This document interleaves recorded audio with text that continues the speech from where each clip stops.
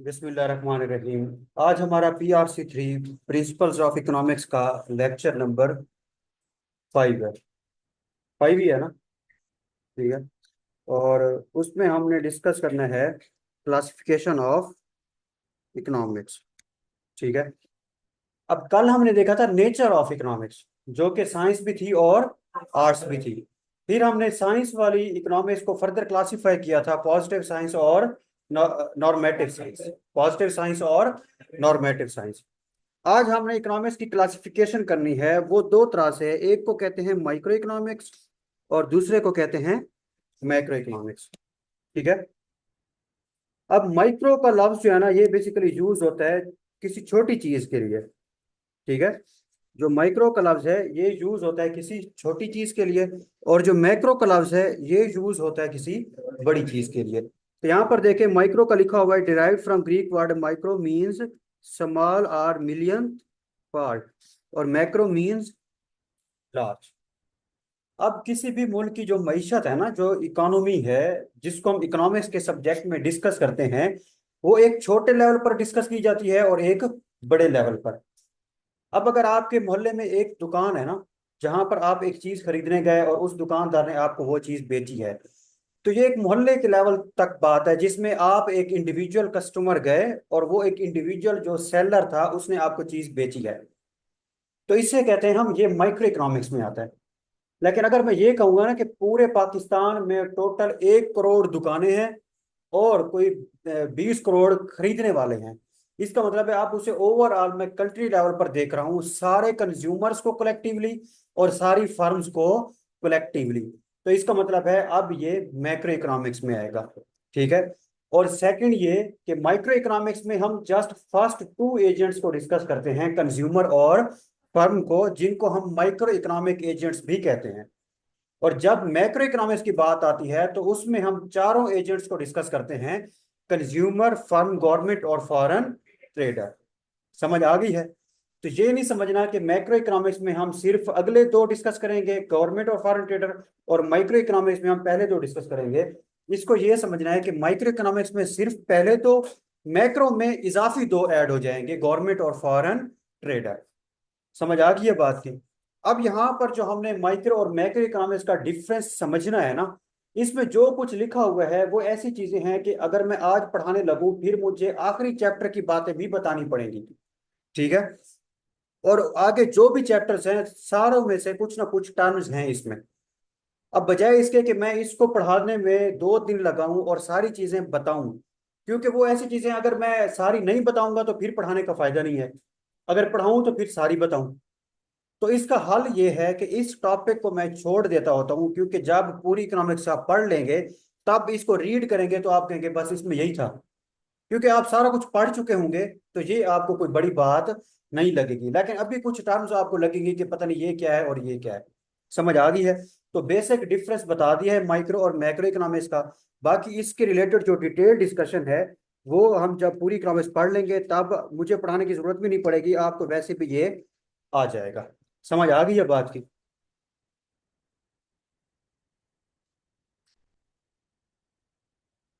अब उसके बाद जो टॉपिक हमने पढ़ना है उसका नाम है बेसिक इकोनॉमिक क्वेश्चंस प्रॉब्लम्स या issues. Basic economic questions problems या इश्यूज। वो कितने हैं? 3 है। पहला क्या है? What to produce. दूसरा हाउ टू प्रोड्यूस, और तीसरा फॉर होम टू प्रोड्यूस। ठीक है। अब इसमें अगर लफ्जों के ऊपर गौर करें ना तो आपको लगेगा इसमें प्रोड्यूस की बात बार बार हो रही है, मतलब प्रोडक्शन की। और प्रोडक्शन का काम कौन सा एजेंट करता है? सेकंड एजेंट, जो कि क्या है? फार्मर। लेकिन इसमें बेसिकली दोनों एंगल से आप इस चीज को देखेंगे, फर्स्ट एजेंट कंज्यूमर के एंगल से भी और सेकंड एजेंट फर्म के एंगल से भी। ठीक है। अब वो कहता है कि कोई भी बंदा है जो सोचता है ना कि मैंने कोई कारोबार करना है, वो एक दोस्त को कहता है कि यार मैंने कोई बिजनेस करना है, बताओ कौन सा करूं। तो पहला सवाल दिमाग में क्या आता है? व्हाट टू प्रोड्यूस, मतलब कौन सी चीज प्रोड्यूस करूं, किस चीज की प्रोडक्शन करूं और सेल करूं, मतलब कि कौन सा बिजनेस स्टार्ट करूं। अब उसका दोस्त कहता है कि भाई बिरयानी की दुकान बना लो। इसने क्वेश्चन किया ना पहला, व्हाट टू प्रोड्यूस, कि कौन सी चीज बनाऊं बेचूं। उसके दोस्त ने मशवरा दिया कि आप बिरयानी की दुकान बना लें। तो इसका मतलब है पहला जो क्वेश्चन था उसका आंसर क्या था? भूख लग गई है। अच्छा। दूसरा, उसने कहा ठीक है चले, ये तो डिसाइड हो गया, बिरयानी की दुकान में बना लेता हूँ। अब दूसरा ये है हाउ टू प्रोड्यूस, कि मैं ये कैसे उसकी प्रोडक्शन करूंगा। तो वो कहेगा कि भाई पहले कोई दुकान वगैरह लो, बर्तनों का सामान लो, उसके बाद कोई कुक या शेफ वगैरह को हायर करो, एक और हेल्पर रखो जो कि डेली सामान लेकर आए, या किसी दुकानदार के साथ सेटलमेंट करो वो डेली दुकान के ऊपर सामान पहुंचा दे, और किचन का सेटअप वगैरह बनाओ। तो बिरयानी की दुकान के लिए ये सारी चीजें जरूरी है ना। तो इसका मतलब है कि पहला सोचा कि किस चीज का बिजनेस करूं, दूसरा वो बिजनेस होगा कैसे, तो वो भी उसने बता दिया। ठीक है। उसके बाद तीसरा क्या है? फॉर होम टू प्रोड्यूस, वो कहता है किसके लिए मैं बिरयानी की दुकान बनाऊं। अब किसके लिए से मुराद ये है कि किस एरिया में ज्यादा लोग बिरयानी पसंद करते हैं, या इसकी ज्यादा डिमांड करते हैं। ठीक है। क्यों? क्योंकि अगर वो रैंडम कहीं पर बना लेगा जहां पर लोग चावल वगैरह इतना पसंद नहीं करते, तो उसका बिजनेस अच्छे से तो नहीं चलेगा। इसका मतलब है कि कोई भी बिजनेस करने से पहले सबसे पहले तो दिमाग में यही आता है कि किस चीज का कारोबार करूं, दूसरा कैसे करूं, और तीसरा किस इलाके में करूं जहां पर ये अच्छा बिक जाए। अब अगर बिरयानी की दुकान बनानी है और कोई कहते बताओ पूरे पाकिस्तान में किस शहर में ये करूं, तो लोग उसे सजेस्ट करेंगे कि कराची में बना लो। ठीक है। अगर वो कहे कि मैंने पाए की दुकान बनानी है, तो वो उसे सजेस्ट करेंगे लाहौर में ये कारोबार करो। क्यों? क्योंकि जिस जगह के लोग ज्यादा डिमांड करेंगे उस प्रोडक्ट को, उसकी प्रायोरिटी यही होगी ना कि मैं ये बिजनेस वहीं पर सेटअप इसका करूं। समझ आ गई है? अब प्रोड्यूसर के एंगल से ये तीन बातें थी। कंज्यूमर के एंगल से क्या था, जब उसने सोचा ना व्हाट टू प्रोड्यूस, किस चीज का बिजनेस करूं, तो इसका मतलब ये है ना कि कंज्यूमर के एंगल से देखा जाएगा, वो कहेगा व्हाट टू कंज्यूम। ऐसे ही है ना, कंज्यूमर का काम क्या है? कंजम्पशन करना। दूसरा इसने हाउ टू प्रोड्यूस बोला। अब हाउ टू प्रोड्यूस में जो वो कह रहा है कि ऐसे प्रोडक्शन करो, दुकान लो, कोई हेल्पर रखो, ये सामान वगैरह सारा कुछ। तो यहाँ पर लोग जो हेल्पर काम करेगा वो क्या होगा? फैक्टर ऑफ प्रोडक्शन होगा। क्या होगा? फैक्टर ऑफ प्रोडक्शन होगा ना। प्रोडक्शन में जो चीजें यूज होती हैं वो क्या होती हैं? Factors of production. तीसरा इसने कहा फॉर होम टू प्रोड्यूस, कि किन लोगों के लिए, और वो लोग कौन है? वो बायर्स की बात कर रहा है ना, जो खरीदेंगे बिरयानी। तो इसका मतलब है उनका जिक्र हो रहा है ना। समझ आ रही है या नहीं? इन तीनों क्वेश्चंस में सिर्फ फर्म या प्रोड्यूसर की बात नहीं है। बेशक डिसाइड वो कर रहा है ये तीनों चीजें, लेकिन किसको दिमाग में रख के कर रहा है? कस्टमर या कंज्यूमर के दिमाग में रख के कर रहा है ना। इसका मतलब है इस इन तीनों क्वेश्चन से ताल्लुक दोनों का है, कंज्यूमर का भी और फर्म का भी। लेकिन ये तीनों सवाल रेज किसकी तरफ से हुए? फर्म की तरफ से, इसलिए ये प्रोड्यूसर के एंगल से चीज लिखी गई है। समझ आ गई है बात की? अब वो कहता है कि इनका आंसर क्या होगा, आंसर या solution to basic economic questions या प्रॉब्लम्स। अब वो कहते हैं इसका जो आंसर है ना वो इकोनॉमिक सिस्टम्स के थ्रू मिला है। बेसिक इकोनॉमिक क्वेश्चंस कितने हैं? तीन। कौन कौन से? What to produce, how to produce, for whom to produce. अब वो कहते हैं ये तो क्वेश्चंस थे ना, अब इसका आंसर कौन देगा? वो कहते हैं इसका आंसर दिया है इकोनॉमिक सिस्टम्स ने। किसने? इकोनॉमिक सिस्टम्स ने। अब वो कहते हैं इकोनॉमिक सिस्टम्स कितनी तरह के हैं, तो वो कहते हैं मेजरली ये दो तरह के हैं। एक है बाय इकोनॉमिस्ट और दूसरा है बाय, अगर हम नॉन मुस्लिम होते तो हमारे लिए ये कितनी टाइप के होते? एक ही होता, बाय इकोनॉमिस्ट, जो अंग्रेजों ने बनाए हैं। लेकिन हम मुस्लिम हैं, तो हमने इस्लाम को मद्देनजर रखते हुए वो चीजें भी ऐड की हैं जो इस्लाम ने हमें बताई हैं कि अपनी मईशत को ऐसे चलाओ। तो इसका मतलब है कि हमारे पास दो हैं, एक बाय इकोनॉमिस्ट और दूसरा बाय इस्लाम। अब जो इकोनॉमिस्ट या अंग्रेज थे जो उन्होंने हमें इकोनॉमिक सिस्टम दिए, वो कितनी तरह के हैं? तीन तरह के। पहले को हम कहते हैं मार्केट इकोनॉमिक सिस्टम, दूसरे को प्लान्ड इकोनॉमिक सिस्टम, और तीसरे को मिक्स्ड इकोनॉमिक सिस्टम। और जो इस्लाम ने हमें दिया है उसको हम बोलते हैं इस्लामिक इकोनॉमिक सिस्टम। समझ आ गई ये बात की?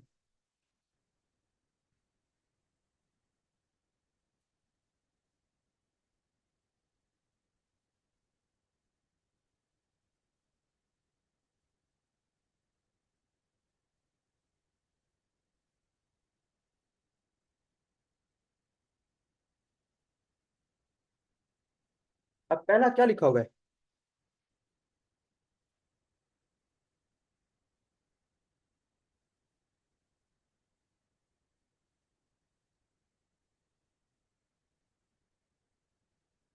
जब आप कहते हैं कि मैं मार्केट से ये चीज लेने जा रहा हूँ, तो मार्केट में क्या होते हैं जिनसे आप चीजें लेते हैं? मुख्तलिफ दुकानें होती है ना, ऐसे ही है ना। उस मार्केट में मुख्तलिफ दुकानें होती हैं, मतलब जो चीजें आपको बेचते हैं, और बेचने वाले को सेलर, प्रोड्यूसर, या इकोनॉमिक्स में क्या कहते हैं? फर्म। इसका मतलब है कि मार्केट इकोनॉमिक सिस्टम हम पढ़ रहे हैं, तो उसमें हम मार्केट की बात करेंगे, तो मार्केट में फर्म होती हैं। और खरीदने जा कौन रहा है?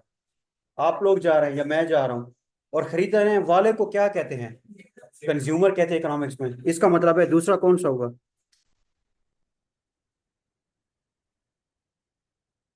इसके अलावा कभी कोई तीसरा हुआ है? मार्केट में या दुकानें हैं बेचने वाले, या खरीदने वाले लोग हैं।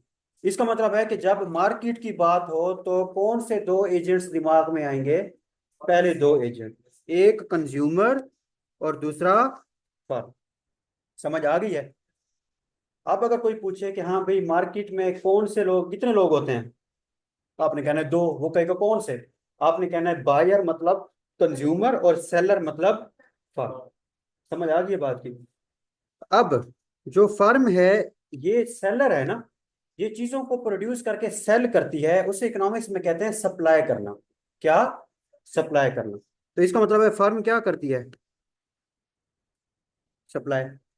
और जो चीज आप खरीदने जाते हैं, आप उस चीज की तलब करते हैं ना, कि भाई ये चीज मुझे चाहिए, और उसको इकोनॉमिक्स में कहते हैं आप उस चीज को डिमांड करते हैं। क्या? डिमांड। तो इसका मतलब है जो कंज्यूमर है वो क्या करता है? डिमांड करता है। मार्केट की जब बात होगी तो कितने लोग शामिल होंगे? दो, एक कंज्यूमर और एक फर्म। कंज्यूमर क्या करेगा? डिमांड। और फर्म क्या करेगी? सप्लाई। अब डिमांड और सप्लाई, इन दोनों चीजों के लिए एक लफ्ज यूज होता है जिसे कहते हैं मार्केट फोर्सेस। क्या कहते हैं? Market forces. अगर कोई आपसे पूछे कि मार्केट फोर्सेस क्या होती हैं, तो आपने कहना है डिमांड और सप्लाई को मार्केट फोर्सेस बोला जाता है। समझ आ गई है? वो कहे डिमांड कौन करता है, आपने कहना है कंज्यूमर। वो कहे सप्लाई कौन करता है, आपने कहना है फर्म। एक और चीज भी हो सकती है, कोई अगर ये पूछे आपसे कि हाँ भाई बताओ, कंज्यूमर प्लस फर्म, इनको कलेक्टिवली क्या बोला जाता है? मार्केट बोला जाता है। समझ आ गई है? डिफरेंट एंगल से बात हो सकती है ना, कि मार्केट में कौन कौन होता है, कंज्यूमर और फर्म। या बताओ कंज्यूमर और फर्म को कलेक्टिवली क्या बोला जाता है? मार्केट बोला जाता है। समझ आ गई है बात की? इसका मतलब है जो हम पहला इकोनॉमिक सिस्टम पढ़ने जा रहे हैं ना, जिसको कहते हैं मार्केट इकोनॉमिक सिस्टम, उसमें किस किस की बात होगी? या कंज्यूमर की बात होगी या फर्म की बात होगी। उसके बाद दूसरा कौन सा है?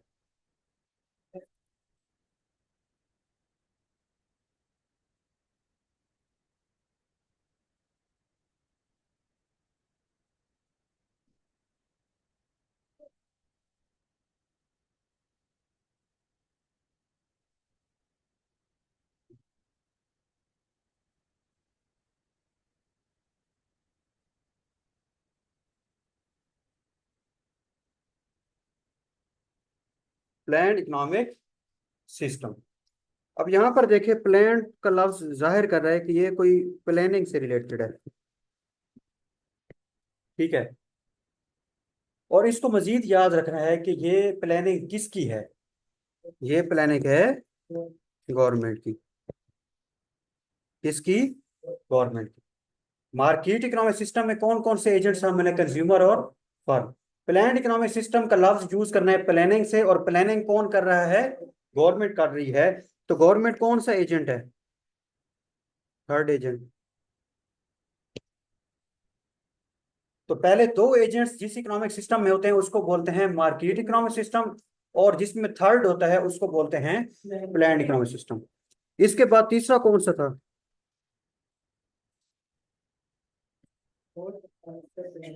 हैं? तीसरा है मिक्स्ड इकोनॉमिक सिस्टम। ये नाम से लग रहा है कि ये कोई मिक्सचर है। और ये मिक्सचर होगा किसका? हाँ, मार्केट प्लस लैंड। इसका मतलब है इसमें कौन कौन से एजेंट होंगे?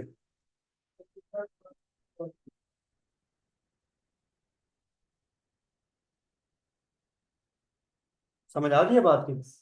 ठीक है।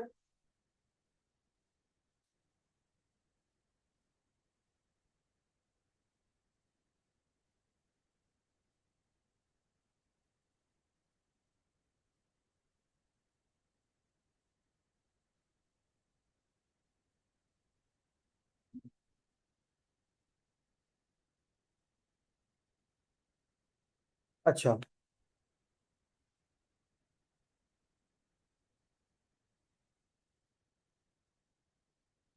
अब यहाँ पर देखें कि जो तीसरा है ना, आखिरी चौथा इस्लामिक इकोनॉमिक सिस्टम, उसमें क्या है? Application of Islamic economic rules,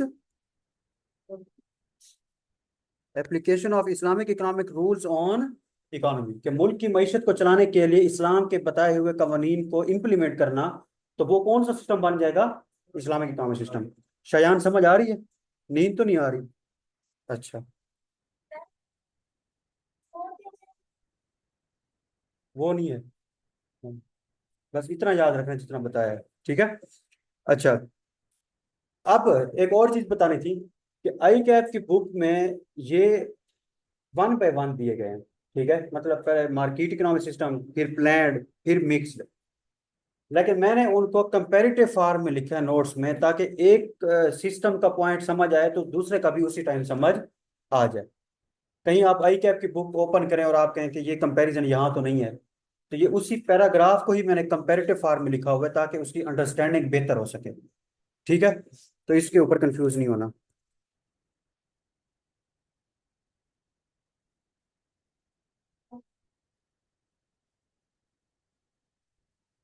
अच्छा, अब देखें, मार्केट इकोनॉमिक सिस्टम, या इसे कहते हैं फ्री इकोनॉमिक सिस्टम, या फ्री इकोनॉमी, या कैपिटलिज्म। मार्केट इकोनॉमिक सिस्टम के कितने नाम लिखे गए हैं? चार। पहला मार्केट इकोनॉमिक सिस्टम, दूसरा फ्री इकोनॉमिक सिस्टम, चौथा फ्री इकोनॉमी, और नहीं, तीसरा और चौथा कैपिटलिज्म। और दूसरी तरफ जो प्लान्ड इकोनॉमिक सिस्टम है उसका एक और नाम क्या है? कमांड इकोनॉमिक सिस्टम, या कम्युनिज्म, या सोशलिज्म। अब आपने इनके दूसरे नाम कैसे याद रखने हैं? मैंने आपको बताया है कि मार्केट इकोनॉमिक सिस्टम में कंज्यूमर और फर्म है।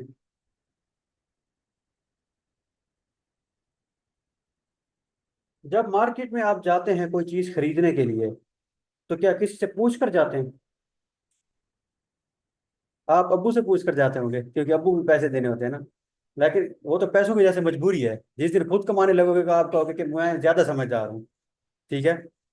मतलब कहने का ये है कि आपके पास आज़ादी होती है कि भाई जो बंदा जो चीज़ अफोर्ड कर सकता है वो खरीद ले, और जो नहीं कर सकता वो ना खरीदे। तो इसका मतलब है जो बायर है वो आज़ाद है, वो फ्रीडम है उसके पास कि वो जो मर्जी चाहे खरीद, अगर खरीद सकता है, उसकी अफोर्डेबिलिटी है तो खरीद ले, अगर नहीं खरीद सकता तो ना खरीद ले। और जिसने वहां पर कोई दुकान बनानी होती है तो क्या वो किससे पूछता है? नहीं। जिसका दिल करता है वो अपना वहां पर बिजनेस सेटअप कर सकता है पाकिस्तान के कवानीन के मुताबिक, कोई इलीगल बिजनेस ना हो। ठीक है। अदरवाइज ये नहीं कि किसी ने कपड़े की दुकान बनानी है तो वो कोई अप्रूवल की जरूरत होगी किसी की। नहीं, वो दुकान किराए पर लेगा या अपनी बनाएगा और काम स्टार्ट कर देगा। इसका मतलब है कंज्यूमर किसी चीज को बाय करने के लिए आजाद है, और फर्म चीज को बेचने के लिए आजाद है। क्योंकि एक मार्केट में कंज्यूमर मर्जी की चीज डिमांड करता है आजादी से, और फर्म मर्जी की चीज सप्लाई करती है आजादी से।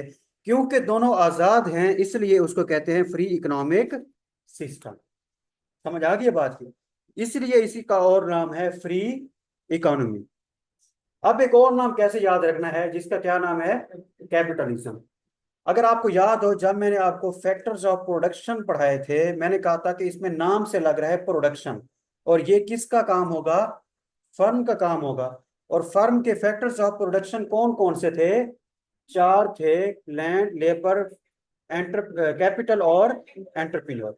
मतलब हमने कहा था कि किसी भी बिजनेस या फर्म को किसी चीज की प्रोडक्शन करनी हो ना, तो उससे ओवरऑल मेजरली चार चीजों की जरूरत पड़ती है। एक नेचुरल रिसोर्स जिसमें प्रोमिनेंट एग्जांपल है लैंड की, एक आर्टिफिशियल रिसोर्स जिसमें प्रोमिनेंट एग्जांपल है कैपिटल या मशीनरी वगैरह या बिल्डिंग की, मतलब मैन मेड कोई भी चीज, और तीसरी हमने बाकी दो ह्यूमन रिसोर्स है, एक वर्कर या लेबर और एक उसका ओनर खुद। ठीक है। अब वहां पर देखिए फर्म की प्रोडक्शन के लिए जो हमें चाहिए आर्टिफिशियल रिसोर्स, उसका नाम क्या था? कैपिटल। तो वहां से याद रखना है, क्योंकि बिजनेस को कैपिटल की जरूरत पड़ती है और ये मार्केट के अंदर फर्म भी क्या है? बिजनेस है, इसलिए इसका उस कैपिटल से नाम है कैपिटलिज्म। समझ आ गई है? और वैसे कैपिटल का टर्म यूज होती है इन्वेस्टमेंट के लिए भी, कि मशीनरी के लिए आपने इन्वेस्टमेंट की ना, पैसे लगाए। तो इस चीज की समझ आ गई है कि इसके नामों को कैसे याद रखना है। उसके बाद है plan economic system. Plan economic system में आप किसी दिन बाइक या गाड़ी में पेट्रोल डलवाने जाएं तो वो नहीं कहता मालिक को कि हाँ भाई कितनी कीमत लेनी है, वो पहले से तय होती है गवर्नमेंट की तरफ से। ऐसे है कि नहीं? बहुत सी चीजें ऐसी हैं जो कि गवर्नमेंट खबरों में आती है, गवर्नमेंट ने फलां फलां चीजों की कीमतें इतनी रख दी हैं। और कुछ चीजें ऐसी हैं जिनकी कीमतें वो दुकानदार खुद सेट करता है। इसका मतलब है कि जब दुकानदार मर्जी की कीमत खुद सेट करता है तो उस सिस्टम को हम कहेंगे मार्केट इकोनॉमिक सिस्टम। और जब कोई चीज आप खरीदने जाएं और उसकी कीमत गवर्नमेंट ने सेट की हो तो वो हम कहेंगे ये प्लान इकोनॉमिक सिस्टम है। तो आप कपड़े की दुकान पर जो कपड़े खरीदने जाते हैं तो वो मार्केट इकोनॉमिक सिस्टम है, क्योंकि आप मर्जी की चीज खरीदने जा रहे हैं और वो मर्जी की कीमत आपसे लेगा। लेकिन प्लान इकोनॉमिक सिस्टम में क्या, अगर आप पेट्रोल डलवाने गए हैं तो उसकी कीमत किसने पहले से प्लान करके सेट की हुई है? गवर्नमेंट ने सेट की हुई है। समझ आ गई है? और इसके अलावा अगर वैसे ब्रॉडर टर्म में देखा जाए तो एक जमाने में प्लान इकोनॉमिक सिस्टम पाकिस्तान में एग्जिस्ट करता था, जिसमें यह था कि भाई प्लान इकोनॉमिक सिस्टम अब भी एग्जिस्ट करता है कुछ मुल्कों में। होता यह है कि गवर्नमेंट कहती है कि हर बंदे को भाई आप लोगों ने फलां फलां काम करने हैं, आपकी घर की जरूरियात हम आपके घर पहुंचा देंगे। ठीक है, क्योंकि काम क्यों करता है कोई बंदा? इसलिए करता है ना, अपने घर की जरूरियात को पूरा कर सके। तो गवर्नमेंट कहती है कि भाई आप लोगों ने ये काम करने हैं और आपकी घर की जरूरियात आपको दे देंगे। लेकिन हर बंदा ये नहीं कहता कि मेरी जरूरियात पूरी हो, वो कहता है मेरी मर्जी की जरूरियात हो। ठीक है। अब गवर्नमेंट जो चीज, आपको कपड़े चाहिए ईद पर, गवर्नमेंट सबको घर में भेज देती है। हो सकता है वो सबके एक ही कलर के हों या एक ही क्वालिटी के होंगे। ठीक है, कलर डिफरेंट भी हो तो क्वालिटी सेम होगी, क्योंकि गवर्नमेंट की नजर में तो सब शहरी बराबर होते हैं। लेकिन कुछ लोग कहते हैं कि नहीं भाई हमने तो इससे बेहतर क्वालिटी के कपड़े पहनने थे, तो गवर्नमेंट हमसे काम ना ले, हम काम खुद करेंगे अपनी मर्जी का, और चीजें भी हम खुद अपनी मर्जी की जो अफोर्ड कर सकते हैं वो करेंगे। तो उसमें ये प्रॉब्लम थी। लेकिन बेसिकली प्लान इकोनॉमिक सिस्टम में होता यही है कि गवर्नमेंट जरूरियात की चीजें आपको प्रोवाइड करती है और आपसे काम लेती है। अब मुझे बताएं कि इस टाइम पाकिस्तान में कौन सा इकोनॉमिक सिस्टम चल रहा होगा? मिक्स्ड। क्योंकि कुछ चीजों में जो सेलर है वो आजाद है प्राइसेस सेट करने में, और कुछ चीजों की प्राइसेस गवर्नमेंट ने सेट की हुई है। इसका मतलब है कि जिसमें दोनों शामिल हों उसे हम कहते हैं मिक्स्ड। ठीक है। लेकिन अभी हम कंपैरिजन किसका पढ़ रहे हैं? मार्केट इकोनॉमिक सिस्टम का और अप्लाइड इकोनॉमिक सिस्टम का। अच्छा, अब पहले में देखें,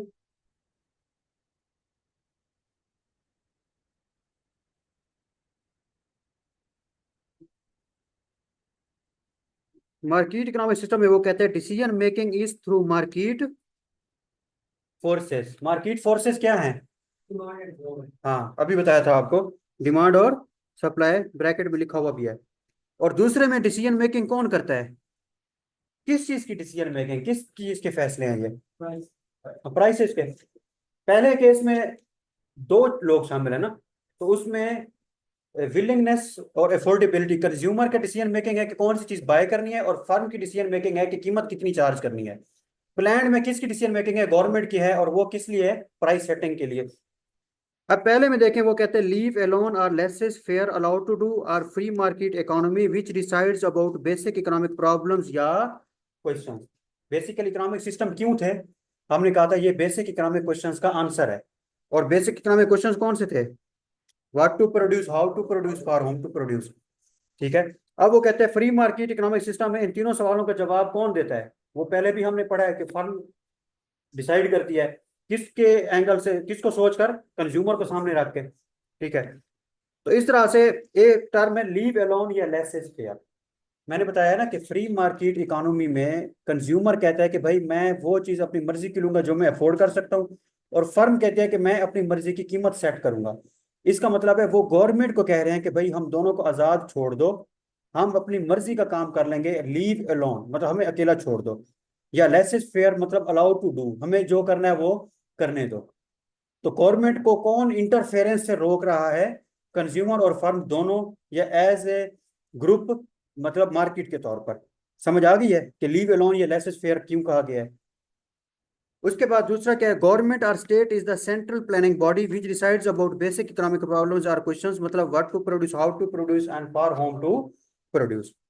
अब पहले में देखें, prices are determined by market forces, और मार्केट फोर्सेस क्या होती हैं? डिमांड और सप्लाई। दूसरे में क्या है, prices are determined by government, क्योंकि ये कौन सा सिस्टम है? प्लान्ड इकोनॉमिक सिस्टम है। फिर all economic resources are owned and controlled by individuals, all economic resources are largely owned and controlled by state या गवर्नमेंट। प्लान्ड इकोनॉमिक सिस्टम में government की ओनरशिप होती है सारी, लेकिन प्राइवेट से अगर देखा जाए, मार्केट इकोनॉमिक सिस्टम देखा जाए, वैसे गवर्नमेंट के लिए पब्लिक का भी यूज कर सकते हैं और मार्केट के लिए प्राइवेट का भी यूज कर सकते हैं। ठीक है। तो अगर एक सरकारी स्कूल है तो उसकी मालिक कौन है? गवर्नमेंट है। लेकिन प्राइवेट स्कूल है तो कौन है? उसका जो मालिक होगा, जो बिजनेसमैन होगा, जो ओनर होगा। ठीक है। इसका मतलब है वो मार्केट इकोनॉमिक सिस्टम या प्राइवेट सिस्टम में कह रहे हैं ना कि उसके रिसोर्सेज का मालिक कौन होगा? Owned and controlled by individuals, जो मालिक होंगे उसके। जबकि दूसरे में owned and controlled by state या गवर्नमेंट। फिर resources are allocated by consumer and firm, resources की एलोकेशन आपको बताई है ना। और दूसरे में resources are allocated by government. उसके बाद अब यहाँ पर देखें, अगर मैं कहूँ, कंज्यूमर कहता है कि भाई मैंने इतने पैसे इस चीज के ऊपर खर्च करने हैं और इतने इस चीज पर, तो उसने पैसों को एलोकेट किया। फर्म कहती है कि भाई मैंने जो है वो रेवेन्यू में से इतना पैसा जो है वो बिजनेस के ऊपर मजीद इन्वेस्ट करना है, या इतने की सैलरीज देने हैं, इसको मतलब वो अपने रेवेन्यू को एलोकेट कर रही है। और गवर्नमेंट अगर टैक्स कलेक्शन से पैसा लेती है तो वो कहते हैं कि भाई इतने करोड़ या इतने अरब रुपए का मैंने ये प्रोजेक्ट करना है, इतने अरब का ये वाला प्रोजेक्ट करना है। तो इसका मतलब गवर्नमेंट भी क्या कर रही है? एलोकेशन कर रही है। उसके बाद है, देयर इज नो और वेरी लिटिल इंटरवेंशन और interference by the government in economic matters. अब प्राइवेट सिस्टम में ना, आप कहेंगे, पहले तो आपने कहा कि गवर्नमेंट की इंटरफेरेंस नहीं होती, अब आप कह रहे हैं कि देयर इज लिटिल इंटरफेरेंस। देखें, गवर्नमेंट मालिक होती है ना एक तरह से किसी भी मुल्क की। अब प्राइवेट सिस्टम में बेशक कंज्यूमर मर्जी की चीज खरीदता है और सेलर मर्जी की चीज मर्जी की कीमत पर बेचता है, लेकिन फिर भी वो ऐसी एक्टिविटी नहीं कर सकते जो कि यहाँ के शहरियों के लिए नुकसानदेह हो या फिर मुल्क के कवानीन के अगेंस्ट हो। बेशक प्राइसेस के लिए या बाइंग पावर जो है वो उनकी मर्जी की होती है, लेकिन ऐसा नहीं है कि यहाँ पर बिल्कुल वो आज़ाद हैं और कोई भी इलीगल बिजनेस कर सकते हैं। तो जाहिर सी बात है, गवर्नमेंट की इंटरफेरेंस तो है ना, कि यहाँ पर कोई इलीगल बिजनेस या एक्टिविटी ना हो। और दूसरे में, देयर इज हाई इंटरवेंशन और interference by government in economic matters. और पहले में role of government is limited up to, government का रोल क्या है? लिमिटेड। और दूसरे में role of government is extended. पहले में गवर्नमेंट की थोड़ी सी इंटरफेरेंस है ना, तो इसलिए इसका मतलब गवर्नमेंट की इंटरफेरेंस लिमिटेड है। और दूसरा, प्लान में तो है ही गवर्नमेंट, तो वहां पर फैली हुई है उसका ये कंट्रोल, वो क्या हुआ? एक्सटेंडेड। पहले के लिए टर्म यूज की है लिमिटेड और दूसरे के लिए एक्सटेंडेड। पहले के लिए लिमिटेड और दूसरे के लिए एक्सटेंडेड।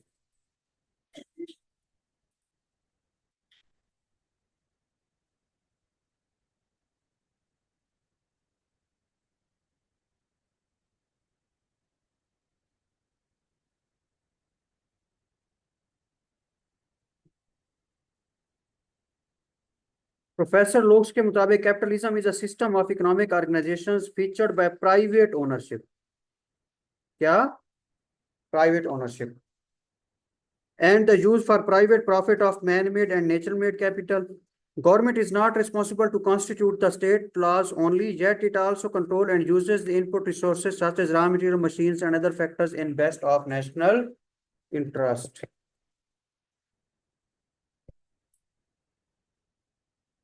पहले में वो कहता है कि इसके जो है ना, जो रिसोर्सेज वगैरह हैं प्राइवेट बिजनेस में, उसका मालिक कौन होता है?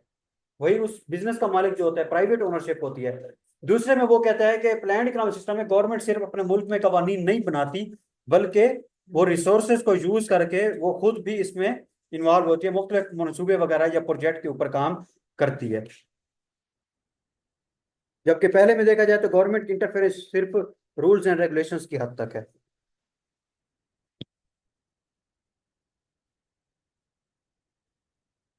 अब उसके बाद देखें, हमने इनके एडवांटेजेस या डिसएडवांटेजेस डिस्कस करने हैं। ठीक है। अब पहले का जो एडवांटेज होगा वो दूसरे का डिसएडवांटेज, और जो पहले का डिसएडवांटेज होगा वो दूसरे का। हाँ, इस चीज को भी गौर करना है, कहीं ये ना समझे कि शायद दोनों के हम advantages at a time discuss कर रहे हैं। ठीक है। पहले का एडवांटेज और दूसरे का डिसएडवांटेज। अब पहले का क्या फायदा है, वो कहते हैं these are free market forces which determine the prices freely. दूसरे में government has power which can destroy the merit and can lead to nepotism. Private अगर कोई बिजनेस होगा ना, वहां पर सिफारिश वगैरह इतनी नहीं चलेगी या फेवरेटिज्म नहीं होगा। क्यों? वो कहेगा भाई मैंने प्रॉफिट कमाना है और मैं कंपिटेंट लोगों को ही आगे लेकर आऊंगा, क्योंकि मेरा बिजनेस है और मैंने उससे अच्छे पैसे कमाने हैं। लेकिन गवर्नमेंट में क्या होता है?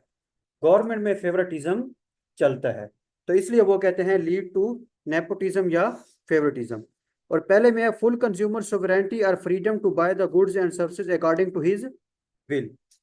और दूसरे में है लेस कंज्यूमर सोवरेंटी या फ्रीडम। कहा था ना उसमें, गवर्नमेंट अपनी तरफ से चीजें दे देती है, आप खुद आजाद नहीं होते चीजें खरीदने के लिए। ठीक है, जबकि पहले में आपके पास ये आजादी होती है। उसके बाद है individuals have complete property rights which motivate them to do investment. Private market में मालिक कौन होता है कारोबार का? वही ओनर खुद होता है। तो जब उसे पता है कि भाई ये मेरा कारोबार है, तो वो मोटिवेट अगर और भी कारोबार करता है।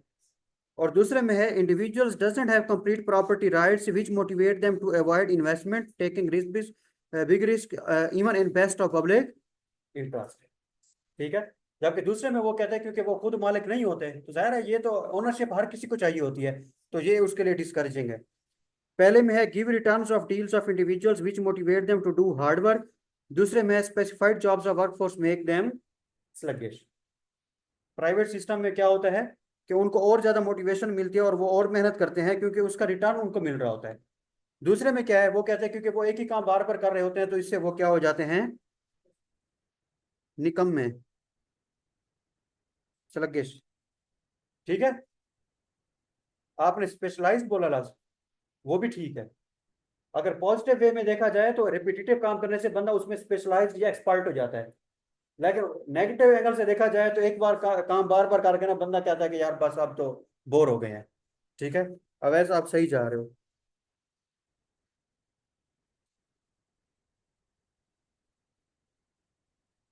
सब सही जा रहे हो, ये नहीं कि बाकी नहीं जा रहे। अच्छा, उसके बाद पहले के डिसएडवांटेजेस नहीं, अभी रहता है एक। पहले में efficient use of resources lead to innovation, और दूसरे में नो। हाँ, प्राइवेट स्कूल में ना हर दूसरे दिन कोई ना कोई नया काम हो रहा होता है, इनोवेशन हो रही होती है, जिद्दत आ रही होती है।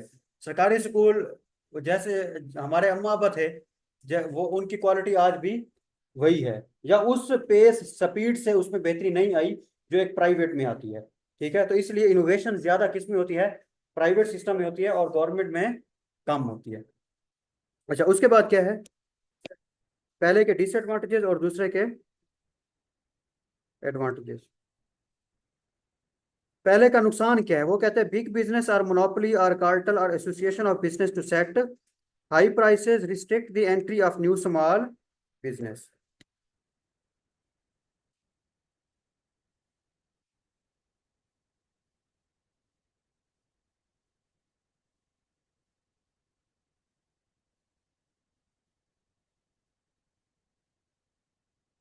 यहाँ पर मैं एक चीज आपको समझाऊं।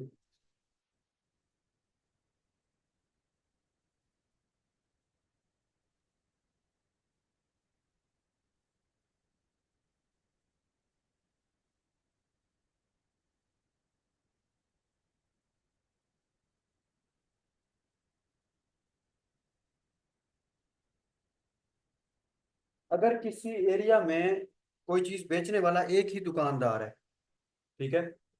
अगर आप कहें कि भाई F8 मरकज में सिर्फ एक बिरयानी की दुकान है, तो अब जाहिर सी बात है यहाँ पर लोग बिरयानी पसंद भी करते होंगे। तो अब उसको पता है कि भाई इनके पास एक ही ऑप्शन है, तो वो उसकी कीमत कम रखेगा या ज्यादा? ज्यादा रखेगा। क्यों? क्योंकि उसे पता है कि मेरा कोई कंपेटिटर यहाँ पर नहीं है, तो वो उसकी कीमत ज्यादा रखेगा। तो जब किसी एरिया में किसी प्रोडक्ट को बेचने वाला सिंगल सेलर हो, तो उसको कहते हैं कि ये है मोनोपोली। क्या है? मोनोपोली। अब यहां पर अगर मैं हूं कि F8 मरकज में बिरयानी की 20 दुकानें हैं, ठीक है, लेकिन टोटल हो गई 20 दुकानें। 20 में से 12 दुकानें जो थी उन्होंने आपस में एक ग्रुप बना लिया है, और उन्होंने कहा है कि भाई हम 12 में से हर बंदा बिरयानी की प्लेट की कीमत कम से कम 400 रखेगा, इससे कम नहीं करेगा।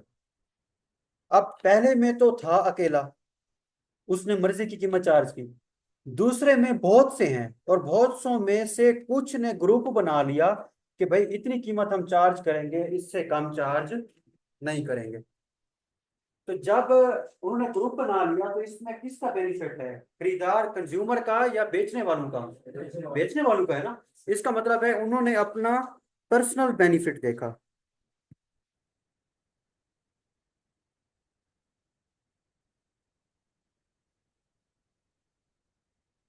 क्या देखा? तो पहला केस जो था मोनोपोली का, या दूसरा केस जो था कार्टेल का, जिसे मैं कह रहा हूँ ग्रुप का, दोनों में फायदा किसका है? कंज्यूमर का है या फर्म का है? फर्म का है, सेलर का फायदा है, ठीक है।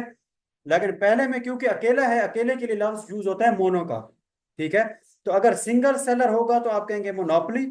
अगर बहुत सौ में से कुछ ने ग्रुप बना ली होगा अपने मकसद अपने फायदे के लिए, तो उसके लिए लफ्ज यूज होता है कार्टेल का, ठीक है।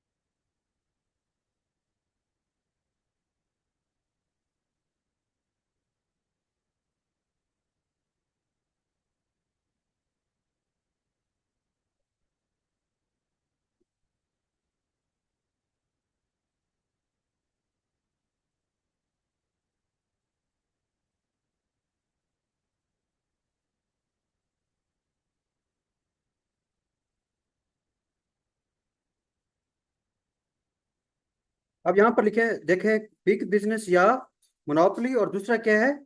कार्टल।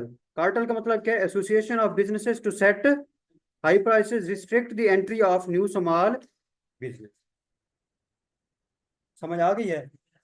बाज़ औक़ात ये होता है कि अगर यहाँ पर सीए के कॉलेजेस हैं 5, वो पुराने कॉलेजेस हैं। अब उन पांचों में से अगर एक छठा आ जाए उनमें, कोई बंदा है वो कहता है कि मैंने भी सीए का कॉलेज बनाना है F8 मरकज में, तो जो पहले वाले हैं ना, वो कोशिश करेंगे कि भाई हम इसका एक ग्रुप बनाएं, ठीक है, उसकी ज्यादा हम प्राइस रखें। जो नया आएगा वो कहेगा कि भाई मैं तो इतनी ज्यादा प्राइस चार्ज नहीं कर सकता, मैं तो नया बंदा हूँ, ठीक है। या इसका एक और तरीका है कि आने वाले को रोकने का, कि भाई वक्ती तौर पर चीजें सस्ती बेच दो। दो तरीके बताए हैं। एक तो ये कि कीमतें आप क्या रखेंगे? ज्यादा, और दूसरे में कीमत कम। कम को देखते हुए आने वाला क्या करेगा? आएगा नहीं। और ज्यादा को देखकर वो कहेगा कि भाई इसका मतलब है ये बिजनेस ऐसा है कि जिसमें इतना चार्ज करना पड़ता है, तो वो भी पॉसिबल नहीं है। लेकिन ज्यादा जो यूज किया जाता है ना तरीका, वो ये वाला है कि एग्जिस्टिंग बिजनेसेस नई फर्म्स को एंट्री को रोकने के लिए वक्ती तौर पर चीजों की कीमतें कम कर देते हैं, ठीक है। कि अगर 5 कॉलेजेस पहले से है ना, उनको लगेगा कि भाई कोई छठा बंदा यहाँ सोच रहा है कॉलेज बनाने का, तो वो कहेंगे पीआरसी की फीस जो है ना वो 30,000 कर दो। अब आने वाला सोचेगा कि भाई 30,000 जो है वो तो वारे में नहीं है, तो इतने कम कीमत पर मैं नया बिजनेस स्टार्ट करूं तो उसमें तो कोई फायदा नहीं है। तो वो कहेगा कि भाई दफा करो, मैंने कॉलेज नहीं बनाना। तो जब वो दफा कर देगा, फिर वो दोबारा वही 1 लाख पर आ जाएंगे। समझ आ गई है? ये एक वक्ती कमी थी प्राइसेस में, सिर्फ किस लिए कि नए आने वाले को रोका जाए। तो अगर सिंगल सेलर होगा तो उसे क्या बोलेंगे, मोनोपोली। अगर बहुत सौ में से कुछ अपना ग्रुप बना लेंगे और वो सेम प्राइस चार्ज करेंगे तो उसको क्या बोलेंगे, कार्टेल। इन दोनों केसेस में वो किसका फायदा सोच रहे हैं। हाँ। और ये होता किस में है, मार्केट में या प्लान में।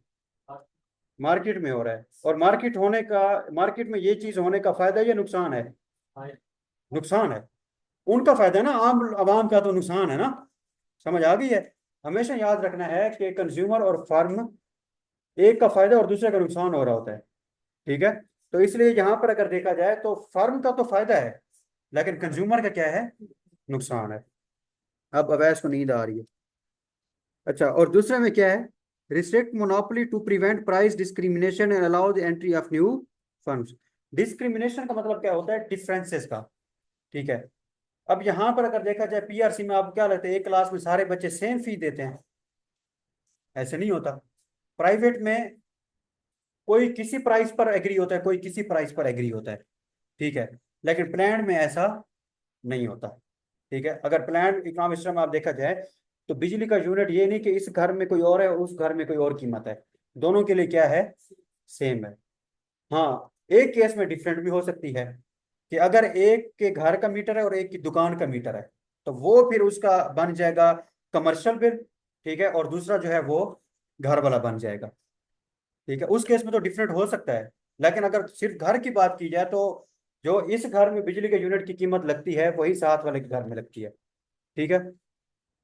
अच्छा, अब पहले में क्या है, market perfection artificial shortage created by firms to increase the profit puts burden on consumer which leads to inequalities between rich and poor.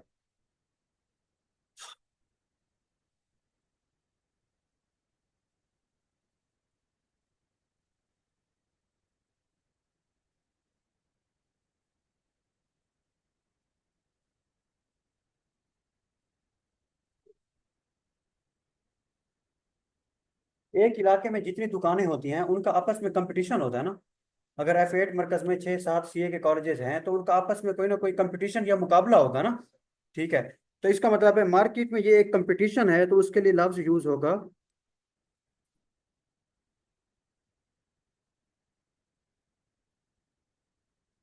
Market competition.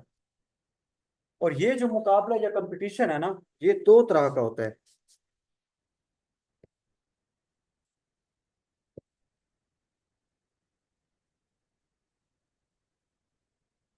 एक को कहते हैं परफेक्ट कंपटीशन और दूसरे को कहते हैं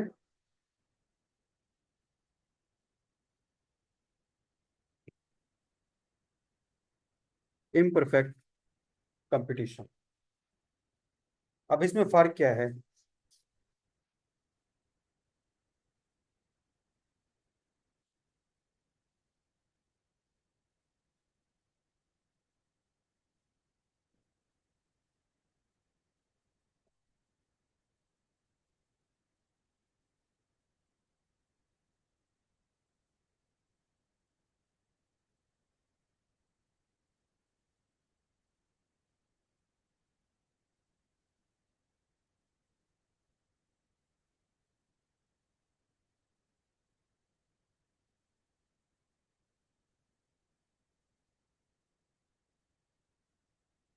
अगर यहाँ पर 10 दुकानें हैं ना बिरयानी की, और 10 की 10 सेम कीमत चार्ज कर रही हैं, तो इसका मतलब है कि सब में एक परफेक्ट मुकम्मल तौर पर कंपटीशन है।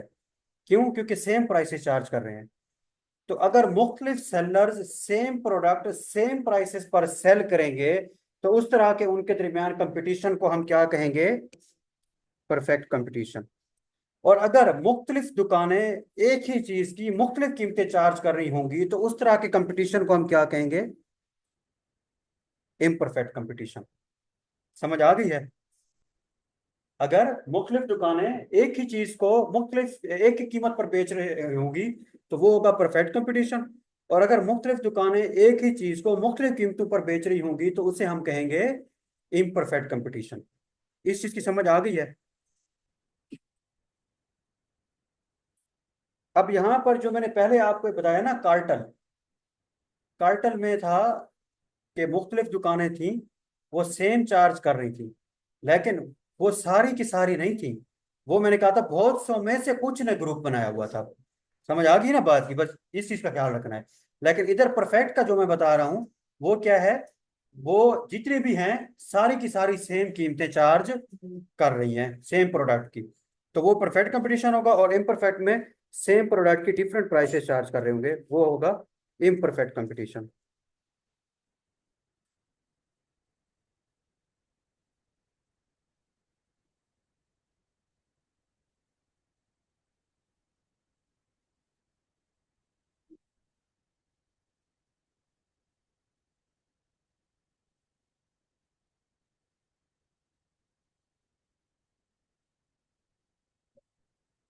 अब यहाँ पर देखिए लिखा हुआ है मार्केट इम्परफेक्शन, तो सेम चार्जेस होंगे या डिफरेंट? हाँ, selling same product at different prices. ठीक है। मार्केट इम्परफेक्शन की बात हो रही है, तो ये इम्परफेक्ट कंपटीशन है created by firms to increase the benefits put burden on consumers which lead to inequalities between rich and poor. और दूसरे में protection of social rights of public, job security, life threats, medical care वगैरह। क्योंकि government वाला plan था ना, उसमें ये सिक्योरिटी थी कम से कम इन चीजों की। पहले में है unproductive decision making of firm to increase the profit can cause increase in unsold stock and then firms have to decrease the prices to prevent itself from losses, firm starting shutting down and it leads to unemployment. वो कहते हैं free market का एक नुकसान ये भी है, क्योंकि उसमें प्रोड्यूसर को पता है ना कि मैं मर्जी की कीमत चार्ज कर सकता हूँ। वो अगर एक हाथ से ज्यादा कीमतें चार्ज करेगा तो लोग खरीदना छोड़ देंगे।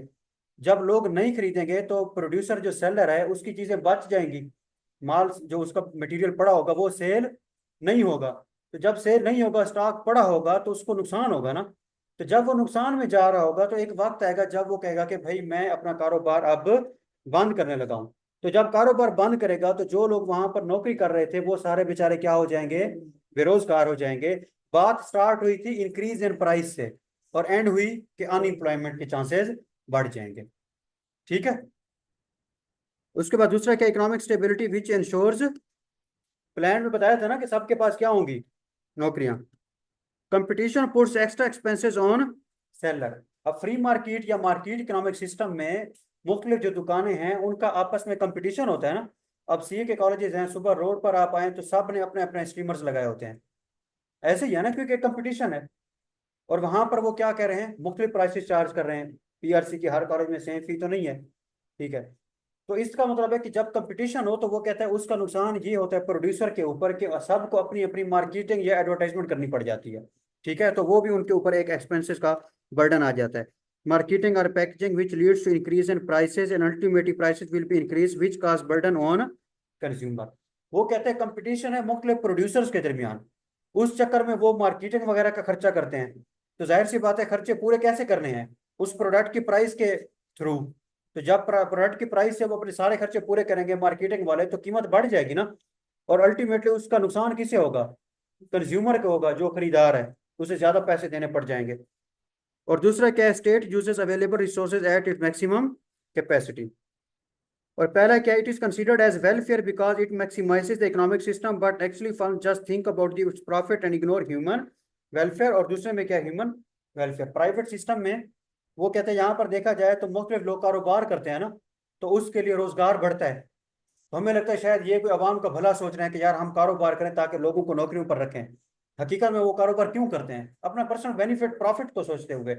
और दूसरे में वो कहते हैं एक्चुअली वेलफेयर होती है गवर्नमेंट के सिस्टम में। और पहले में है no fair distribution of wealth और दूसरे में है फेयर डिस्ट्रीब्यूशन ऑफ वेल्थ। क्योंकि प्राइवेट सिस्टम में मैंने कहा था ना कि अफोर्डेबिलिटी और विलिंगनेस, अमीर जो है वो उसको कर सकता है बेयर, और जो गरीब है वो नहीं कर सकता। तो रिच और पुअर का डिफरेंस जो है मार्केट में होता है, जबकि गवर्नमेंट की नजर में तो सब क्या होते हैं, बराबर होते हैं। तो वहां पर सारा फेयर होता है। समझ आ गई है। प्राइवेट इकोनॉमिक सिस्टम या फ्री मार्केट इकोनॉमी या कैपिटलिज्म, और दूसरा कौन सा है, प्लान्ड इकोनॉमिक सिस्टम। इसके बाद है मिक्स्ड इकोनॉमिक सिस्टम, ये इंशाल्लाह हम कल पढ़ेंगे। बल्कि कल तो छुट्टी है आपको, मतलब मंडे वाले दिन। ठीक है। तो आज के लिए इतना ही काफी है।